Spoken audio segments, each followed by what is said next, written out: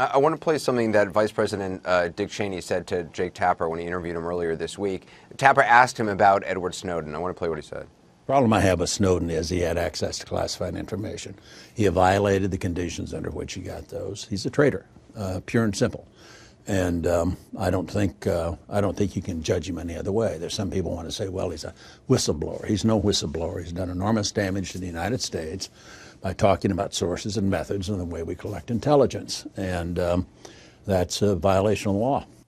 A number of people who early on said that about Snowden have sort of come around and changed their opinion, but clearly Vice President Cheney has not. Doesn't sound like he is going to. How do you respond to what he said? I'm really glad Dick Cheney is available to speak on this, because I think he underscores the most important point. Remember, Dick Cheney is a politician who engaged in some of the worst, most radical and criminal conduct in the last century in the United States, and did it all in secret, from lying about the war in Iraq to torturing people, to putting people in cages with no lawyers, to eavesdropping on the American people without the warrants required by law. So, of course, political people like Dick Cheney, people in political power, always want to be able to do what they do behind a wall of secrecy, because that's how they abuse power. And they always consider those who bring transparency to what they do to be evil, treasonous people. Edward Snowden is considered a hero around the world and in the United States. He's received all kinds of whistleblowing awards because he did what people of conscience do, which is tell the world about things that they should know that the world's most powerful people are trying to keep concealed. It's created a worldwide debate over internet freedom and the value of privacy and the danger of surveillance. It's created movements for reform in all kinds of legislatures around the world, including in the United States. And the world is much, much better off that the Dick Cheneys of the world aren't able to abuse their power in secret. So when somebody like Cheney or anybody says that it has done harm, what Snowden has done harm to the United States, have you seen any actual proof of harm to the United States? Is there any proof that could be shown to you that would make you believe that it has harmed the United States?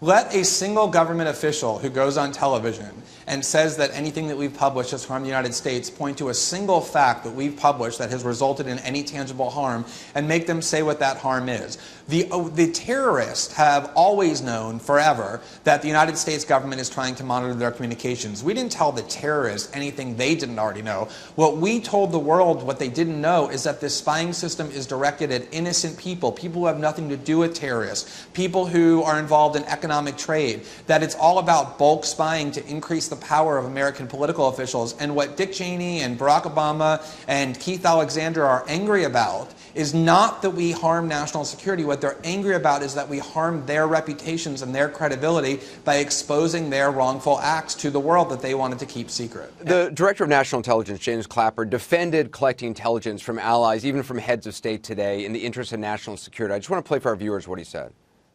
To determine if what they're, from an intelligence perspective, if what they're saying gels with what's actually going on.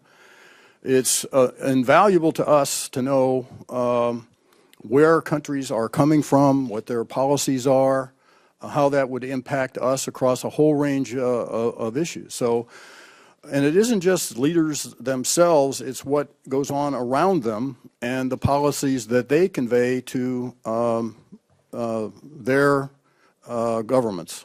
So, Glenn, he also said this has been going on for decades. He said trying to learn what he called leadership intentions, that's essential. And he said that allies spy on us as well, and that no country has more oversight of its intelligence community than the United States.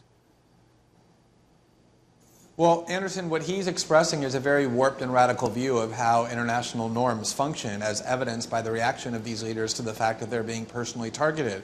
Perhaps the best evidence of that is the fact that one of the most loyal defenders of the NSA in the entire country, Dianne Feinstein, the chairwoman of the Senate Intelligence Committee, said, number one, that she emphatically opposes this kind of spying on allied leaders who are democratically elected because it does violate international norms and destroys trust. But number two, more important, she said, as the oversight chair, she had no idea that this was taking place. The White House also claims that they were never told. So General Alexander's assertion that, well, this is all being done according to very strict oversight is being contradicted. But are you saying you don't believe that other nations try to spy on leadership intentions in the United States? That if they could, that they would like to know what the inner circle of President Obama is thinking and what advice they're giving him and what he's saying? Everybody spies, Anderson. Of course, every country spies, but there's a question. It's a question of the degree to which they spy, how appropriate the targets are that they select, and the invasiveness of that espionage. And so there's lots of cost and benefits to spying on your allies, including the fact that if they find out, you're going to destroy the relationship of trust that you've built up between those allies. But what the United States system of espionage is a system that is unlike what anyone else in the world does. Mass bulk spying on the part of tens of millions of its own citizens and tens of millions of citizens in every country in the world.